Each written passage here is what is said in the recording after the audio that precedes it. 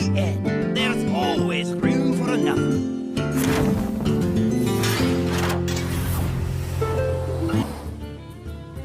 Hey guys, welcome to Turn2, a Hearthstone podcast with Doa and Artosis. And man, do we have a lot to talk about today. We have awesome guests, we have a patch, we have everything you want from a podcast, basically. So let's introduce our two great guests today. We have Infeza, the professional Twitch chat moderator, and also very notable StarCraft 2 observer all the way from Australia. How you doing, man? I'm pretty good. How are you today? I am doing great as well. We've also got the one, the only Brian Kibler, the senior game designer for SoulForge. He helped design the original Warcraft TCG and also Magic the Gathering Pro Tool Hall of Famer. Like, if you want to know anything about TCGs, like this is the guy. He's right here. He's on the show. How you doing? I'm doing great. How you doing? I'm awesome as well. And finally, my epic co-host, Dan Artosis Stipkowski. Did I pronounce your last name right? Yeah, close enough. Okay, good. We have that in common. Last names that are close enough pronounceable. So that's good. You have a last name? I thought your name was just Doa. Well, it is. The A is the last part of my name. I know. See, I got it. It's close enough. There you go. See? All right. So, patch notes. A huge patch. It actually hasn't happened yet. We've got the notes, but the servers aren't. Actually, they should be going live like right now. No, they delayed it a little bit. Where is it? Oh, they delayed it. Okay, I didn't see Yeah, I'm that. not sure exactly how long, but it's not up yet. So okay, hopefully all these people are watching this instead of reopening all their packs. Obviously. So I've got hundreds of packs to open after that happens. But I'm glad. I like the way they're doing it. I like the way they're doing it. It is kind of like Christmas morning. Well, don't worry about that because they actually added in that like if you hit the space bar, it opens the pack quickly. Oh yeah. So I'm just gonna tape my space bar down, go make a coffee, and then come back because I bought a lot of packs. And then disenchant all the golds. Yes. Golds do not win you games, guys. There's a pro tip for you. Okay, so Pretty though, they're pretty. They are pretty, and actually, Blizzard did say that they're putting new animations in. So, will the golds capture my heart? I don't know. What's your favorite card? They're like the foils in Magic. I was going to say StarCraft. Yeah. Those two get mixed up in my head a lot, but Foil Marines. Yeah, that's great. eventually, when you have like all the cards, you go for the foils, just like you go for the golds here. Like my Shaman deck is becoming more and more gold filled, and unlike in Magic, they can't steal these from you. I had 23 foil mountains stolen at an event once. It was very sad. I admit I do have a set of 4 foil Chandra's Phoenix, so I get into it every once in a while. All right. About these patch notes. All right, there's obviously a big amount of card stuff, and we'll get to that. We'll get to the card stuff, but I want to just mention some of the other smaller, just general changes right now. The one that I really like is that now instead of getting 5 gold for 5 wins, you get 10 gold for 3 wins. That's a huge new amount. What do you guys think? Do you think that's a good change? Do you think it's too much? How much should Blizzard allow you to just kind of like get into this game without investing a lot of real money into it? I mean, it's a good change. Sorry, I think it's a good change. I mean, obviously it means less money for Blizzard, but it means more people can actually try and get that deck that they want without spending a little or a lot of money. But yeah, much better than before. 5 was just too much. Brian, what do you think? I mean, I think it makes a lot of sense to be pretty generous with the sort of rewards that you're giving people, your free-to-play community, because it helps just bring people into the game and allows them to, sample the game without actually having to invest real money. I mean, we have a similar sort of thing in SoulForge. You can earn, cards just by playing, and we want it to be such that you feel like you can legitimately build decks without ever really paying money as long as you keep playing for a while. So I think that accelerating the pace where people get to the point where they feel like they can legitimately put something together is a good idea. Yeah. Yeah. I really like it as well. I mean, you just need a big player base overall. Like we've seen what has happened with League of Legends based on its player base. Not every single player is going to be buying skins, but the more people are playing, the more people will play, the more money will be spent overall. So I say give them plenty of gold, man. Eventually people are going to be like, well, I want more of the gold cards or something. They put in $20, and that's where you make your money. Yeah, the League of Legends comparison is really good, I think, because it seems similar. Like you can unlock champions permanently by earning those in-game points fairly quickly. And now with this, you'll be getting gold a lot faster. You will be able to get packs a lot faster, into arena a lot quicker, which a lot of people are going to be interested in starting out. And speaking of arena, no changes to arena, really at all. As far as like how the card packs work and how like your deck building works and all that. And Brian, in your article that you did about Hearthstone a while ago, you talked about some of that. Do you want to just speak to that? Do you think they should have changed something with Arena? I mean, I think that the goal of Hearthstone in general and the way that the arena works in Hearthstone is to make it as as accessible to as wide an audience as possible. And while I think that some of the details of how arena works aren't optimal for people who are really playing it seriously for a long time, I do think that the simplicity of you draft 30 cards and that's your deck has a huge upside for a lot of your audience that's not really familiar with trading card games. What do you think? Like here's one thing I was thinking about with Arena, because you mentioned in your article too that with drafting you don't have to use every single card you draft. What if a change I'd love to see in Arena and Hearthstone is if they went up to where you drafted 40 cards but only had to use 30 then, so you had some options to throw out those cards that you found out you didn't need after you thought you would and things like that. I think that would improve it a lot. I think that would definitely provide a better experience for experienced players. I think that's pretty daunting for a new player. For someone who goes into Arena for the first time and they draft 40 cards, they're like, now get rid of 10 of them. It's like I don't know what I want to get rid of, and I think that it can be very difficult for that player to sort of make those decisions. So while I do think in the long term for players like you and me who are experienced at playing games and strategy games specifically, I think that it could be difficult to get the newer players to the genre to really grasp that quite as well. That makes sense. Now, in Feza, did you play a lot of Magic the Gathering, like other card games before Hearthstone? Like, what's your history in that? With card games, I never really played competitively. Okay. I do have a lot of Magic cards. I just got into it recently, actually. I play awesome. a lot with my girlfriend and my band, so I just pretty much play for fun. But yeah, I'm picking it up quite fast, and it's great. So you're a little bit newer to that. So from the perspective of somebody that is a little bit newer to TCGs and CCGs and all that, with arena changes, do you think with you it would have been daunting like that to have 40 and then throw a 10, or do you think the 30 is better? I think the 30 is good. I mean, throwing away cards, like as Brian just said, when you're new, like you don't really want to throw away cards. It's like, well, you've got an emotional attachment to that draft that you just. The thing is, like, you want to experiment with cards. Like, you don't know really what they do when you start off with. Like, I remember when I first started playing Magic, it's like you have a minimum of 60 cards, but you can have as many as you want. But the idea is to have 60 cards in your deck. So this way, it's better to have 60. But like, I feel when I first started playing, I was like, oh, well, I can have more, but it's not the best idea. Mm-hmm. So I feel like just keeping it to 30 would be probably better for the new people. Makes sense. I have a quick thing to pose, a little question to pose to Brian and Doa here. Because I know you both, obviously, like Brian, you're Magic Pro. Doa, you played a ton of Magic in your past, a ton of CCGs. And now, Doa, you were a StarCraft caster, now you're a LoL caster mostly.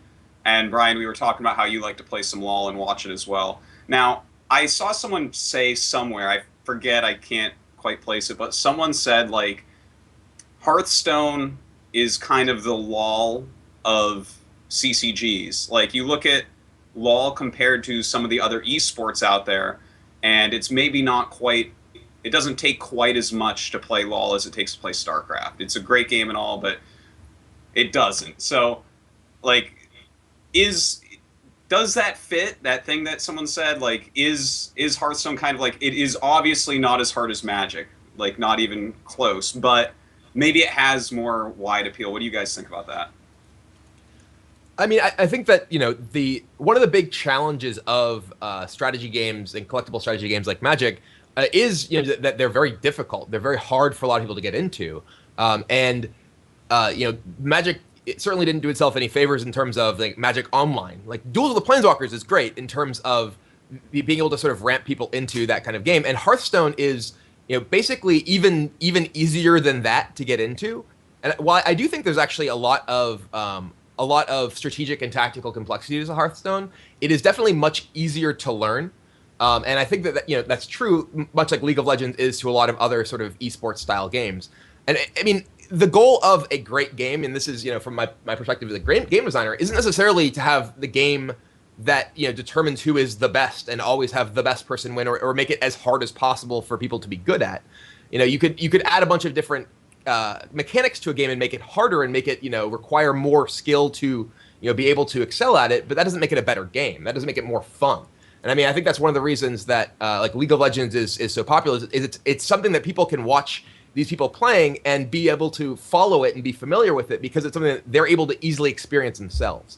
I think that Hearthstone provides a great way to get into the collectible game genre as well, like that. Oh, absolutely. I think it's easier to relate to. I think Hearthstone is masterfully doing exactly what League of Legends did in that they're creating a game that's very simple to get into on the ground floor, but has a lot of depth and complexity at the top level, just like League of Legends does. So I think they're definitely following, the League model with that, and I think it's going to work out really, really well for them, for sure. Yeah. So now we just need a spectator client. Hopefully soon enough, I'm sure. Cross our fingers. It's a big on that patch. They couldn't do absolutely everything, but definitely some good stuff in here. Right, they've got a lot more to worry about before that. One of the things that I actually suggested to a friend of mine who's working on the project was that they should just have something in client that just shows your record in arena. That you are 5-2 and show it while you're playing, because when you're streaming, you just see the chat constantly. It's like, what's your record? What's your record? What's your record? And I think that specifically now with how popular game streaming is, that having built-in features for games that are likely to be streamed is just a really good idea. Yeah, one thing that's kind of annoying to me that I can't tell. Like it tells me how many wins I have in arena. I have no idea the losses, how the decks have done, no statistical data to back it up, and people come in and they don't. The thing is that it's hidden where that even is, what your wins are, and your rank. You have to know exactly where to look. Like, oh, okay, yeah, 3-star master, and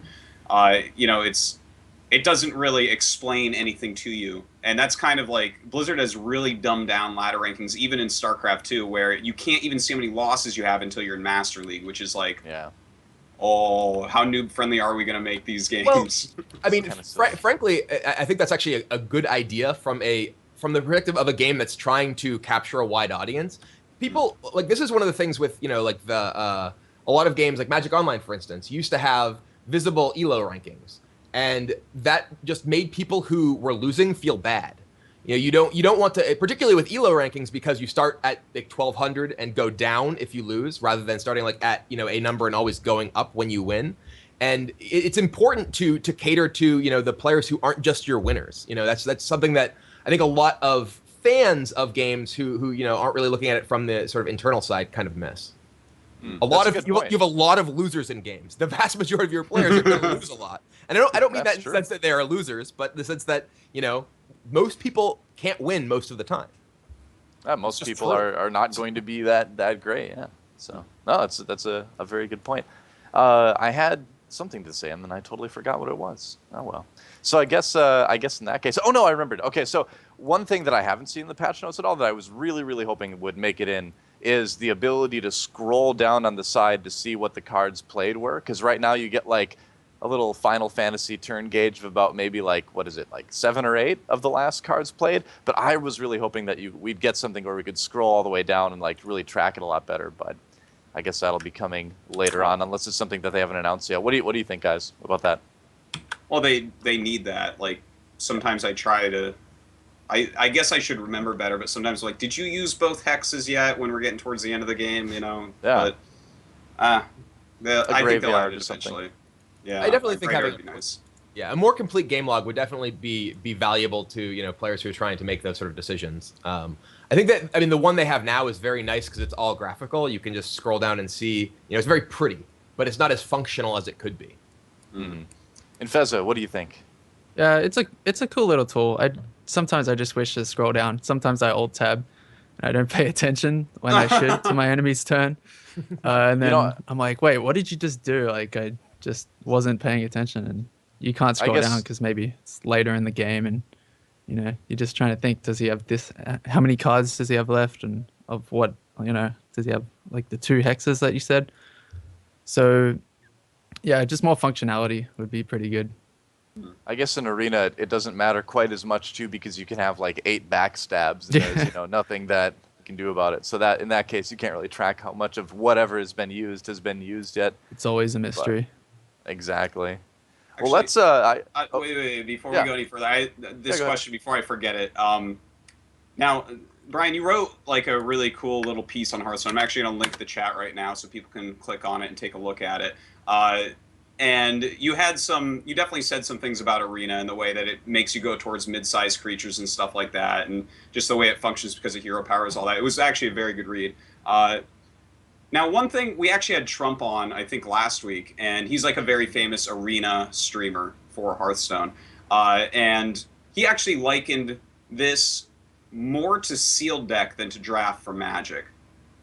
Would you like agree with that? The way that it's like a set group of cards, it's like kind of in between, kind of, because you're not like working with a set of people and knowing what cards are going to be coming in at you and stuff like that. I mean, you're still making decisions, picking cards from subsets based on incomplete information. So, you know, while the experience of, you know, you're not being influenced by people around you in some sort of draft pod or anything like that, you certainly don't have the same sort of full information like you do in sealed deck when you're actually constructing your deck.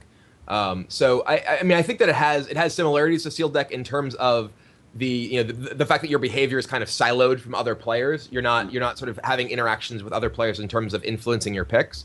But you're still building a deck as you go, which is, you know, very different than the sealed deck experience. So it's definitely, I mean, it's more like draft, I think, than sealed compared. Okay. All right.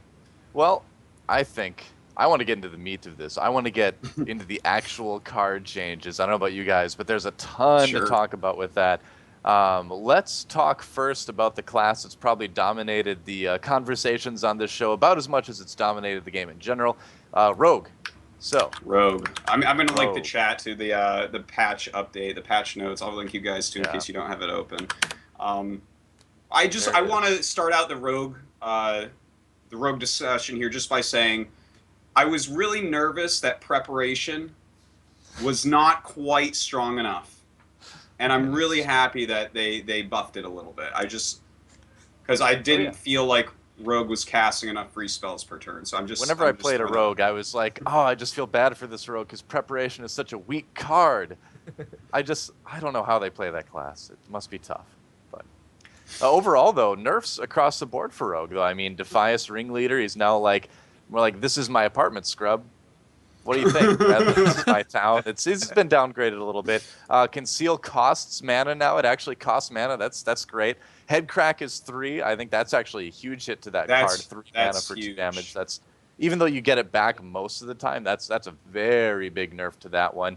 Backstab deals 2 damage only to undamaged minions now.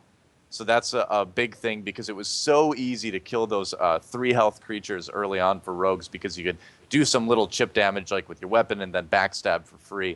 So that's a big nerf there too. Van Cleef got nerfed as well. What do you guys think? Like, did Blizzard miss anything? Do you think they covered it across the board? And Feza, what do you think, man? I think they pretty much hit it right on the head. I think the best change was the backstab. I mean, it's just like, you know, you can't really do those little combo damage to like kill that minion that you're hoping will survive, and then all of a sudden he just pulls out a 0 mana backstab and it's dead. Yeah, I just think they did it pretty well. Mm-hmm. Brian? I mean, I primarily play Arena when I play Hearthstone, so I mean this suite of changes is pretty significant in terms of that. Backstab obviously has, you know, significant implications for how it can be used. It's still very good, I think. And, you know, much of the time you'll be able to, you know, use the backstab for the initial damage and then ping it with something else later. The hero power change is pretty huge. One of the big issues that I had with rogues, particularly, I think that in general the hero powers that largely invalidate or suppress 1 health creatures overall are still an issue in Arena. But I think that specifically rogues being able to even kill 2 health creatures with their hero power was a huge deal that made it very difficult to actually establish board presence against them. And I think that's probably maybe the biggest one of those for arena implications. You know, I think another change to Rogue, I guess we could say too, is the fact that Questing Adventurer is now a rare card rather than a common. I don't feel like that'll slow down really any of the top players, obviously, but it might slow it down a little bit more.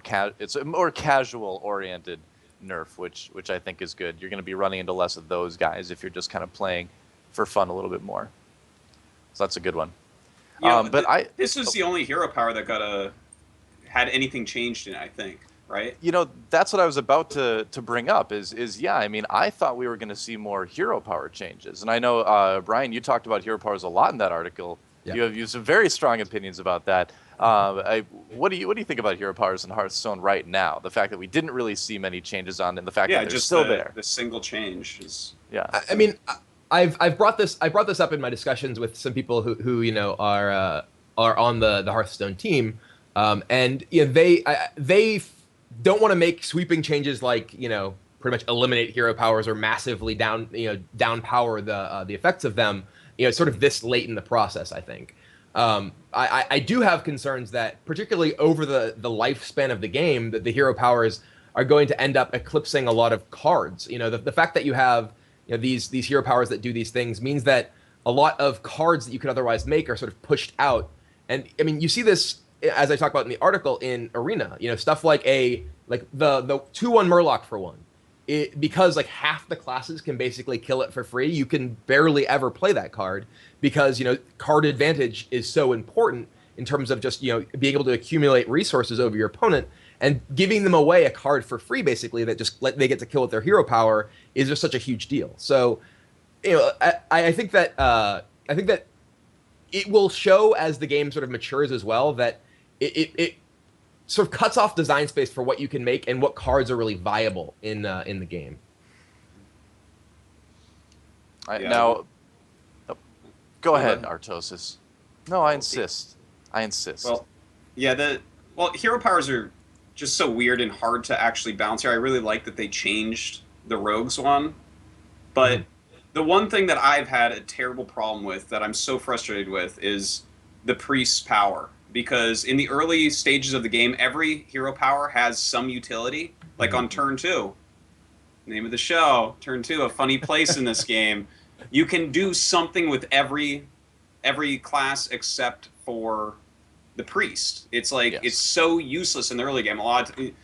Every priest player will just like heal their opponent on Turn 2. They're just like, I don't know, if I don't have a minion to play, that's it. I don't know. It's frustrating for me that thing still is so weak so early in the game.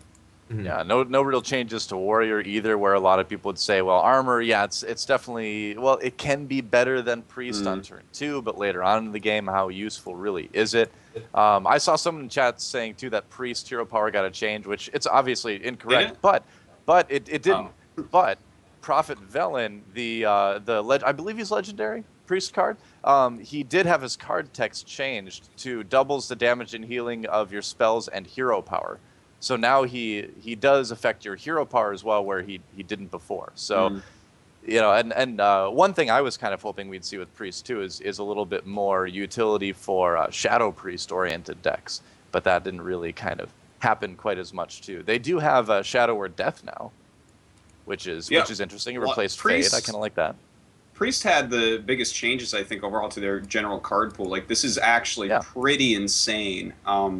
Warrior had some big ones as well, but this new set that they have here, like, we're gonna definitely start seeing some Priest decks out there. They changed just so much with this; it's actually kind of crazy.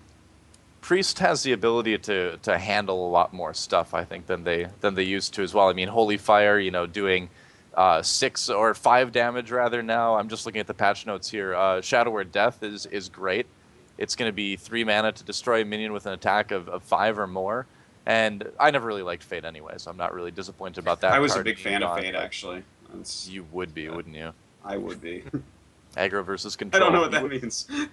It means you played only Blue Lockdown and Magic the Gathering. That's what it means. It's actually what it means. And I played only Red Sly, so that's what it means too. So, but Priest and Warrior changes, a lot of those across the board. Brian, what do you think about the Priest and the Warrior changes? Does it make it any more appealing? Do you want to play these classes now? I actually got to the point when I was playing Arena that I specifically was just picking Priest when I had the option, just because I wanted to try and win with it. So how did that go for you, by the way? I won less with Priest than any other class, but I got 9 wins on Priest a few times. Nice. The Northshire Cleric costing 1 down from 2 is like kind of interesting to me, because I thought that was one of the not more powerful cards, but definitely the swingier cards. And the cost of that is a huge deal, because the ability to play that and then use your hero power in the same turn is a big part of the sort of strength of that card. So that's interesting. And then Fade was not a particularly attractive card in Arena, but Shadow Word Death sounds pretty powerful. And then the Power Word Shield change is actually pretty sweet too, actually drawing you power as well. So they added a lot more Lightspawn were basically useless before. So it was very weird that it was this card that was it was situationally useful and was frequently just worse than the cards other classes had access to, just as a baseline. You had to buff it for it to even be as good as like the basic creatures you could play. Yeah. With Warrior too, talking about card draw a little bit, they got a decent amount more. Now Commanding Shout draws you card, Battle Rage counts damaged heroes, so that should be like a 2 card draw minimum if you play it beyond like the first turn or two usually. Frothing Berserker got a nice buff as well too, but I'm really excited about the card draw buffs that Warrior got, because I feel like that's a place where they really kind of suffered. And I played Warrior in not Magic the Gathering at all. I didn't play Warrior in World of Warcraft for 8 years now, and so I was really excited to play Warrior in Hearthstone, and then it was kind of weak starting out. But I'm excited about the buffs. I feel like the buffs of Cruel Taskmaster and Frothing Berserker are really good too. So Warrior opinions in Fezza? To be honest, it doesn't really look too attractive to me. Like, I'm not really a fan of the Warrior class. I've just mainly played Paladin the whole time. I kind of chose the StarCraft approach for it. Just pick one class and stick with it.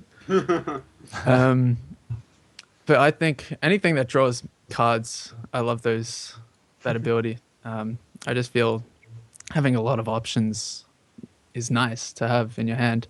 So anything that gives you cards is great. With that philosophy, you'll go far in TCGs. It's very true. It's very true. Now, I think a lot of people would still argue too that right now, Paladin is still going to be the stronger class overall. We'll see what people can do with some of these new Warrior cards, but I feel like Divine Shield and a lot of stuff they can do. What do you think? For Constructed, I think these Warrior changes are actually like ridiculously good. The Battle Rage, I can't even fathom that it now counts the heroes, because like myself and Ellis have been working on like a Warrior control deck, and I've been streaming a lot lately at the 3-star Master, and it basically pounds almost every single deck, and it has so much card draw in it already off the Battle Rages.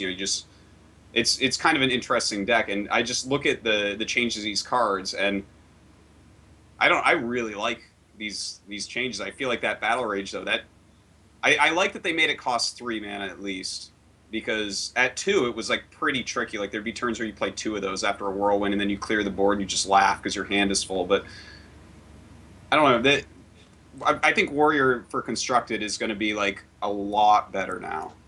I think Inner Rage is going to be a lot stronger, which is pretty great. Also, what was it? There was Injured Blade Master. Yeah, that's right. He's now going to be a 4/3 after he comes out, and his Battle Cry hits him for 3 as well. So he's going to be a really strong card for Warriors coming up. So I've got a lot of high hopes for Warrior as well. Let's see. I'm looking at the other patch notes. I'll just throw it out there. Anything else strike you guys with the patch notes as far as class changes or neutral card changes too, I suppose? I mean, go ahead. No, you first. Okay, the pint-sized summoner change seems pretty important, at least as far as draft is concerned, the arena is concerned.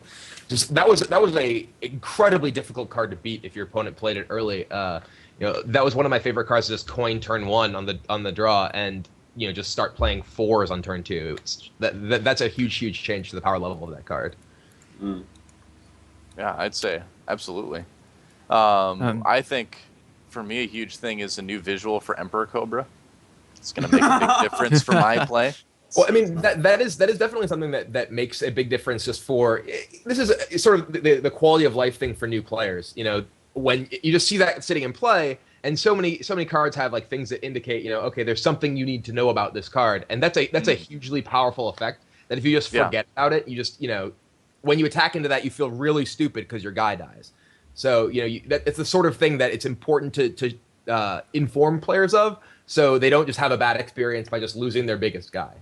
You know, another big thing that was mentioned in chat too, and I forgot about that until I saw that, Twilight Drake, which has been a gigantic staple in so many decks, got a huge nerf. Thank God. Because now it only, it was a very strong card, but now it only gains 1 health for each card in your hand, so 1 health rather than health and attack. So it's going to be 4 attack.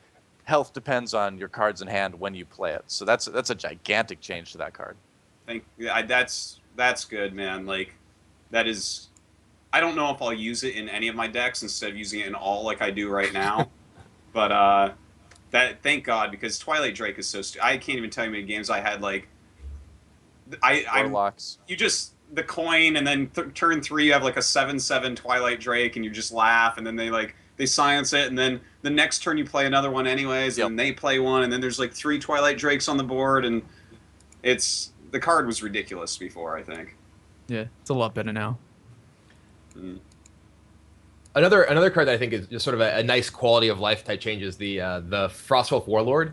That was a card that when I first played Flame Strike and my opponent had a Frostwolf Warlord in play and it just didn't die, I was like, wait, what's going on? Like they were, you know, it was getting +4 from these creatures that had 4 health, and then it's just still alive at 4 health.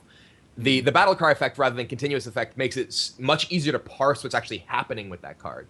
It was very confusing that, like, you know, it would never actually lose health. It was dying at the same, or it was taking damage at the same time as the other creatures.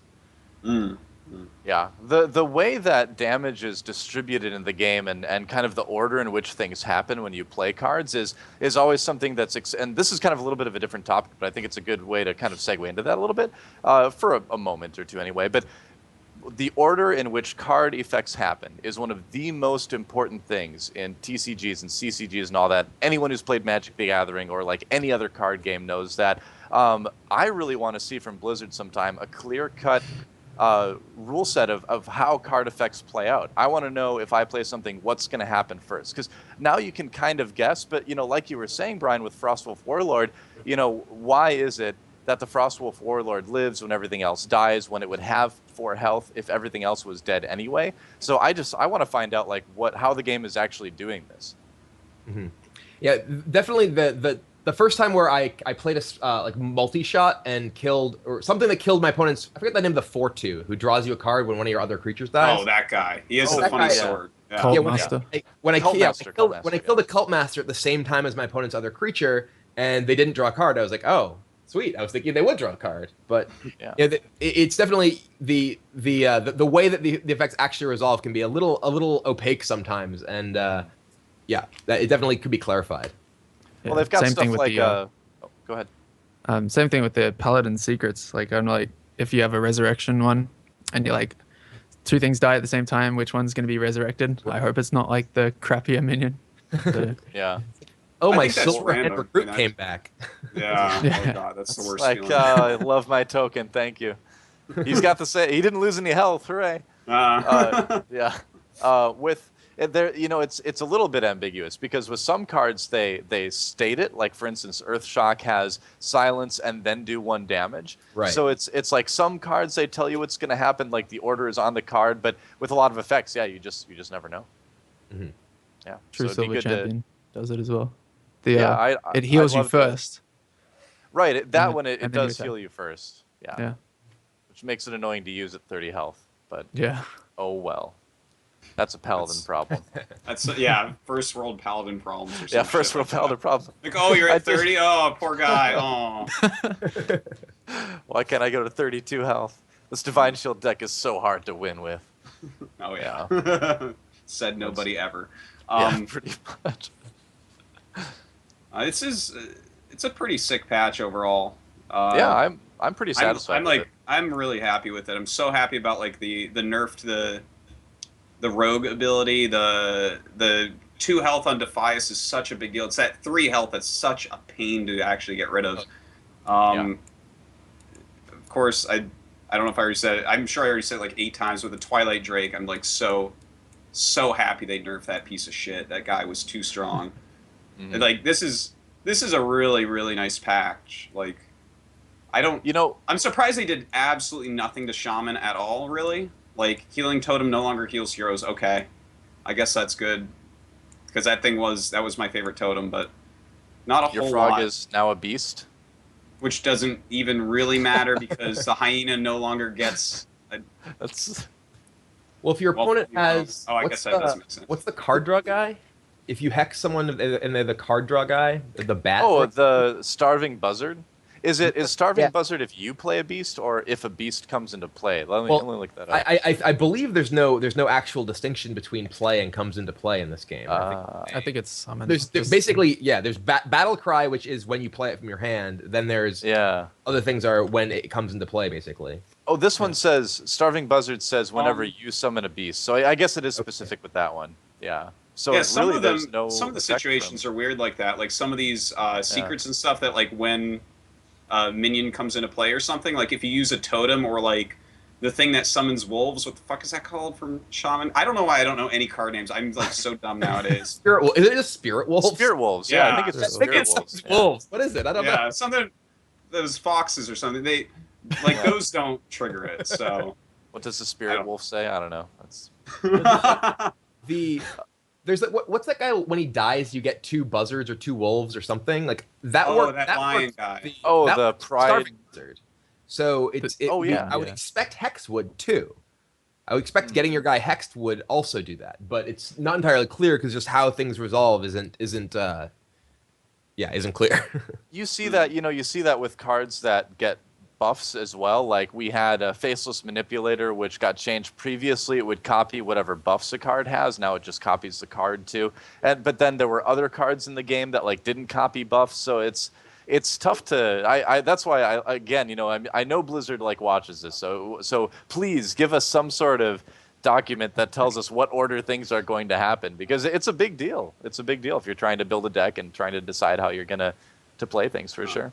Now, I've had a lot of situations like Brian mentioned before where I did something I thought a certain thing was going to happen and then it absolutely did not, and I'm like, oh, okay. Like I actually used Faceless Manipulator on, like, I think it was Van Cleef the other day, and it became a 1/1 with stealth, and I'm like, really? It normally copies other stuff, and I'm still. Infessa told me that it was a bug, but I'm not even. Yeah, it should be a bug. It's in the patch notes that Faceless Manipulator is fixed. It was technically a bug. Yeah.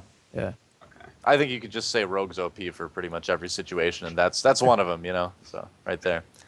Another big change for mages is what is it? Mirror Image. Yeah, it used to be it's zero cost spell, I believe, for 2/0/1 taunters. Now it's 2/0/2 taunting minions, which is really nice. That's a card that I think is going to make it into a lot more mage decks now than it did before. You think so? I don't know. I don't really like that. If you're playing 2 gadgets and auctioneer, I can see you kind of using that. But yeah, at 1 health, like as Brian was saying, 1 health minions are actually garbage. The only one you can even consider in almost every deck is the owl. Yeah, that's why. I mean, there's going to be a 2 health minion now. Everything else is kind of garbage. But yeah, being the 2 health is definitely going to help it. But I don't know. I was thinking I'd put it in my Enrage Mage deck to protect my Enrage cards, so I can enrage them with my hero ability. That's what I'm going to use. Enrage Mage sounds like a top tier deck. It's the wave of the future. Enrage Mage. That's right. I'll play it on stream later, guys. Don't worry.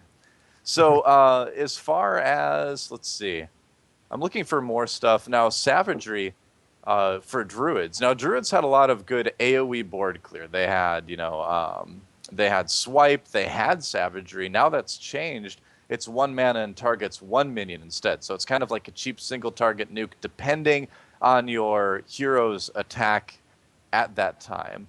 Now, Druid Control was getting very, very big on the ladder before this patch. I feel like that's probably still going to be the case, but Savagery that's a pretty big nerf to that card. I mean, I'm the only one who thinks that.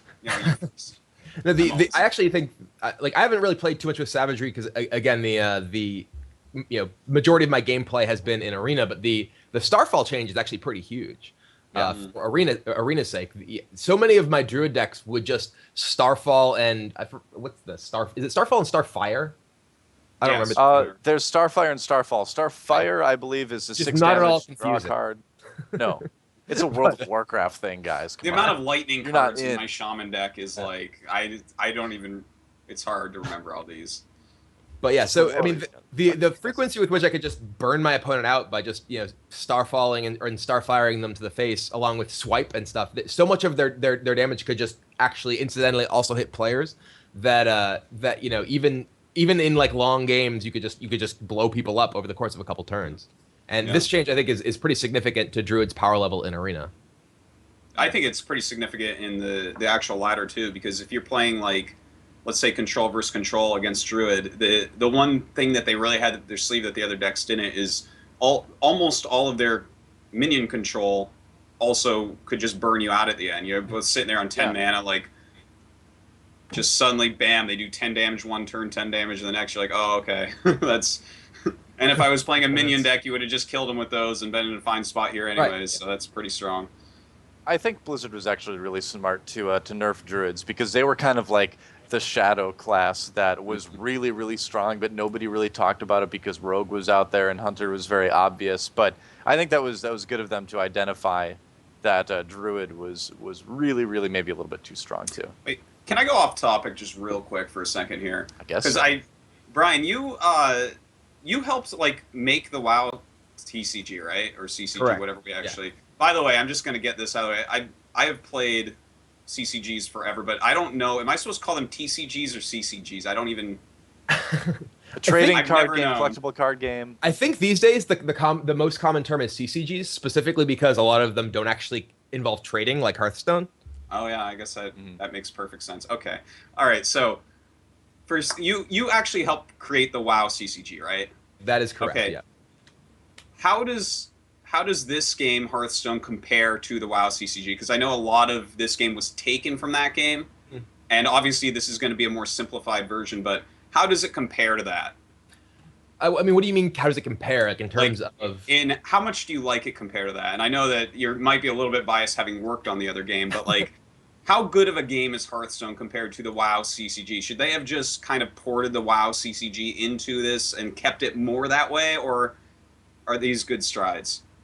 Definitely not. I mean, the changes that they made from the sort of the baseline mechanics that existed in the original WoW TCG go a long way in making the game much more accessible to a wider audience. The WoW TCG was pretty complicated in terms of the sort of rule set and everything. The audience that it appealed to was a very competitive audience for the most part, and I think that Hearthstone can hit a much broader swath with sort of the streamlining a lot of the mechanics and stuff. One of the biggest changes is in Hearthstone you could only ever do things in your own turn, and this I think is huge for just moving the game to digital as well as sort of making it more appealing to more people. The biggest issue with having sort of priority and I can respond to this is for anyone who's played Magic Online, which uses exactly that system, the most common thing you do is say, I'm not doing anything, because every time something happens, you have to, pass priority back in response. So I think that Hearthstone made a lot of good strides toward bringing it to the medium of digital space. Right, okay. You can't really. It's hard to have interrupts and instance in an online card game because of latency, things like that. So right, yeah. Well, it's not even just latency. It's because if you're doing it in terms of a real time type thing, then yeah, there's the latency issue.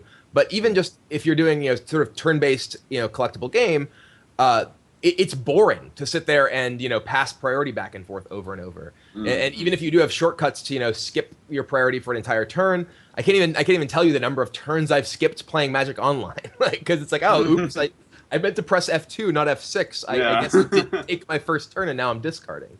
So I definitely think the changes are positive for the audience that they're targeting overall. A good answer. It's good not having latency. Every Blizzard game that I've played, I've been that is true. at Being a from disadvantage. Australia, you must love this turn-based shit, right? Oh yeah, it's quite nice. Can actually play it with a level advantage this time. It's good. So I wanted to touch a little bit on the secret system in the game as well. Now, right now, I believe, and correct me if I'm wrong, but I'm pretty sure that for each class, all of that class's secrets are the same cost. Like, for Yeah. instance, Yeah, all the that's- Paladin secrets are 1. Okay, so Under secrets are 2 and mage are 3. exactly, yeah, which makes it harder for your opponent to kind of tell what's being casted. But that also, I feel like, has a bit of an impact on game design too, because, for instance, with all the Paladin secrets costing 1, that really limits, that caps the strength of Paladin secrets. Whereas all the Paladin or all the Mage secrets costing 3, you have a much higher sort of effective cap for those secrets. So that's something, do you think they should keep it the same for the mystery of the secret, or do you think that's something that they should change in the future, is have multiple different costs for different secrets as more cards come out? I mean, this is something that I touched on a little bit in my blog post. It's definitely a design constraint, and the ability to create secrets. If you plan on doing everything is one for Paladin forever, it's like, okay, well, you can't do a super high impact one.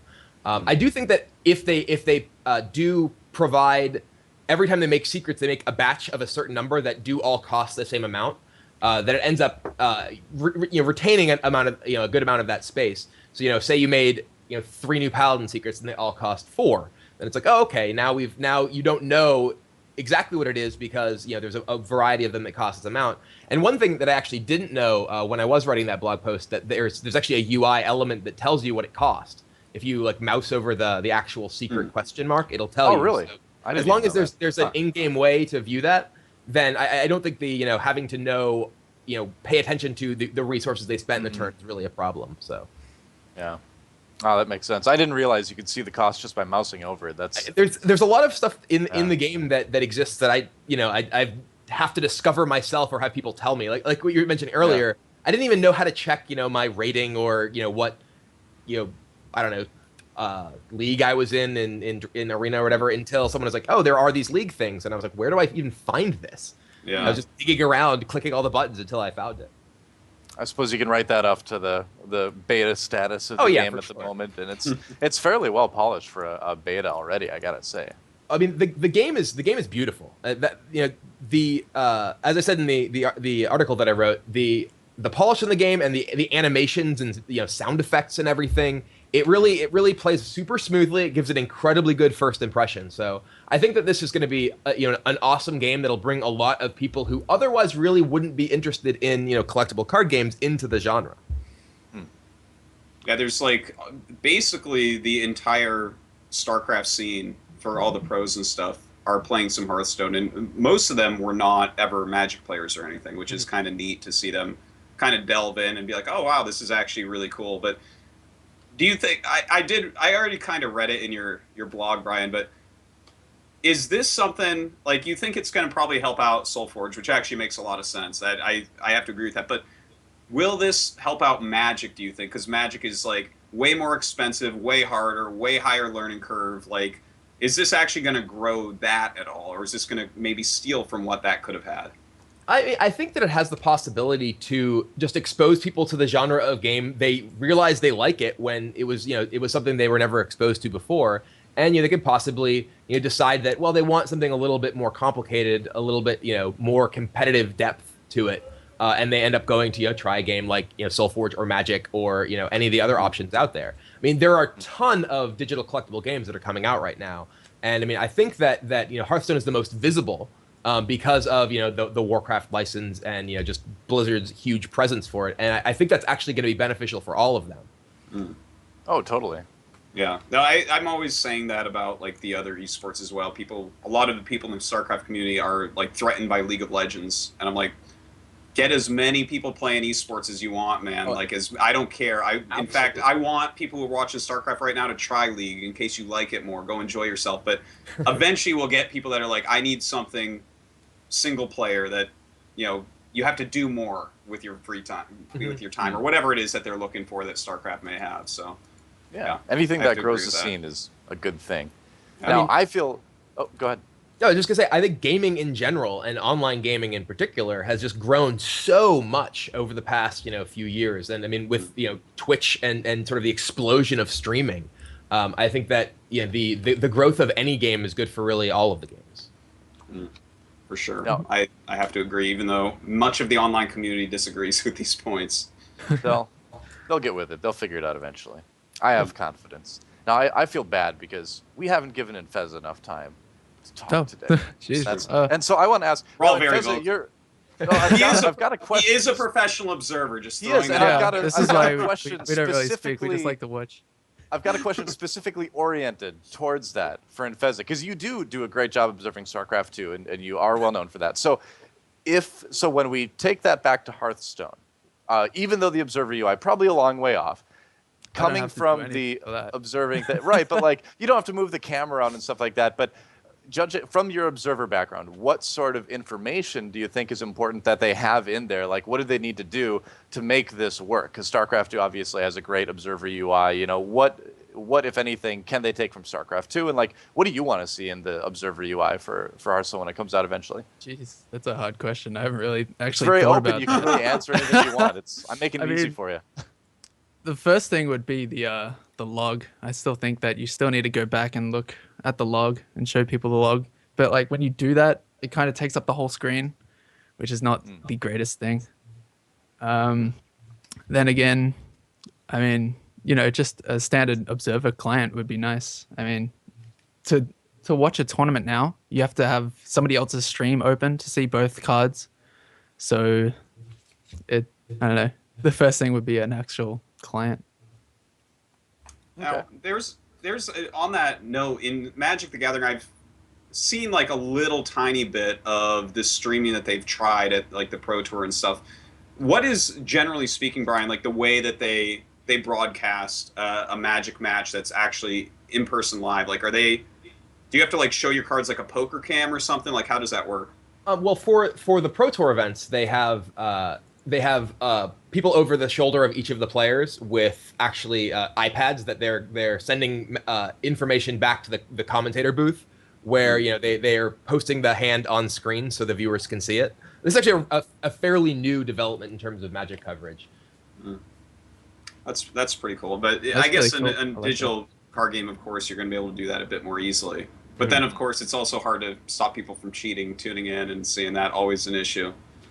All the observers always complain that I'm nonstop. I'm literally sitting here shuffling business cards in my hand. I'm totally addicted to shuffling cards. I've noticed, because I watched a few streams on Twitch for Magic, and I'm pretty new to it. And I noticed all the cards, like they always shuffle their cards. Why did they do that?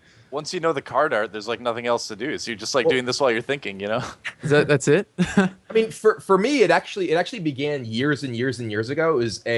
It was specifically to prevent people from tracking sort of cards in my hand. Because if someone's watching with the way you draw your cards and where you put them, they can get information about what's in your hand. And way back then, there was a card called Curse Scroll, which you'd have to reveal a random card from your hand as part of the effect. So you didn't want people to be able to see where you put that card back. So I just got in the habit of shuffling my hand regularly. And now it's a complete compulsion and I can't stop. Kind of like APM spam, I guess. Just can't stop doing that. But they do serve purposes at least, right? Yeah. Like, you can't can- accuse you of top decking if you shuffled enough, right? Like, That's you can kind of mess with people too, man. I mean, the way you kind of like move your cards in your hand too can like sort of subtly hint, I want to play something. Like you can try to bluff people in MTG and other stuff like you can in poker and stuff too. Oh, for sure. Do you think that's possible in Hearthstone? Because you can mouse over your card and it kind of pushes it up. And yeah, the fact that you actually get visual cues from your opponent's attempted actions in Hearthstone is really interesting, because I like that. It does afford you the opportunity to like bluff things and to potentially represent things that could be a huge deal. It's also sort of funny to see people trying to do things that they clearly think will work and then they just don't. And they're like, why can't I do this? It's like, and figure out, okay, what is he trying to do here? It's like, yeah, I've got top, man. You can't attack me. Right, yeah. It's like, you can't do that. Sorry. You see like a card come out and it targets your fairy dragon and then it just like sits there for a moment and there's this pause. And you just go, Sorry. Yeah, sorry that I've happened. definitely seen that a lot. Yeah. That's great. I love the Just like sit there sort laughing. of little chat UI kind of thing. That's fun. Let's see. I'm trying to see if there's any cards we missed. Anything with the patch here? I think That the Hunter's Mark change being a permanent effect rather than one turn is pretty significant. At least, Big for a I think- 0-mana spell. yeah. It's actually I think it's actually maybe reasonable, at least as an arena card now. Yeah. Wait a minute. I feel dumb. What's Hunter's Mark again? Reduces a creature's health to 1. A 0 cost Oh, spell. Yeah. It was Oh, really Jesus buggy, help. so It was definitely really buggy. I was playing an arena match where I Hunter's Marked my opponent's creature, then attacked it, and it just didn't die.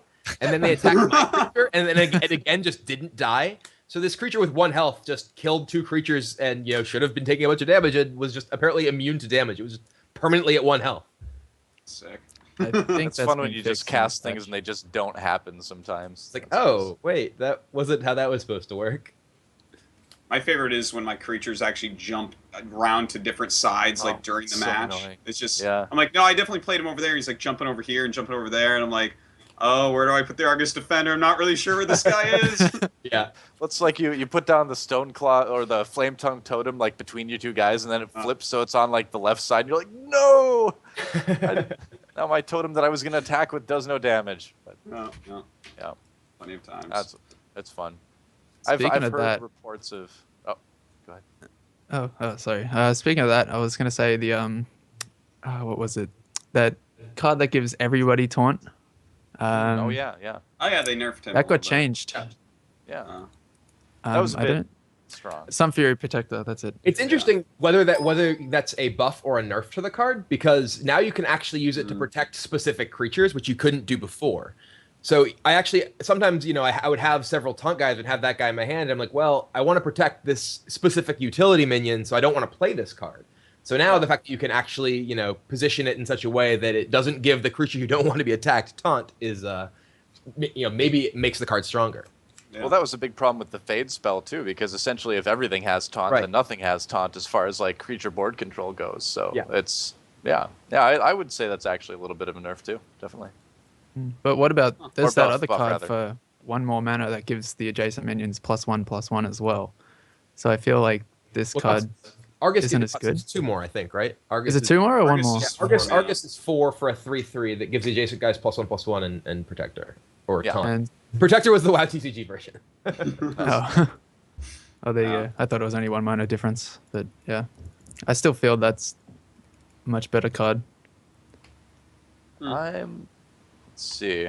Yeah, actually, Light Warden is pretty good now too, where it gives +2 attack whenever a character is healed. That's actually another sort of indirect buff for Priest as well.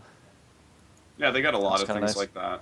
Well, the Yeah. Blade Master too. The injured Blade Master as Yeah. priest card is actually being able to heal it and get a creature that is better than what you would normally get for that cost is nice. Previously, it was actually kind of weak, I think. Yeah, well, you can still heal it for 2 with your Priest ability and still have it be enraged because it's at 6 out of 7 health. Mhm. So that's actually really big. You can get a very strong creature quickly with him now. Yeah, for Yeah. sure. Yeah, he's That'll be fun. kind of sexy now. That's pretty cool, and couldn't fit in those warrior decks reasonably well as well with that silly card draw thing. But I don't like him as much in there. I feel like he's still mostly a priest card.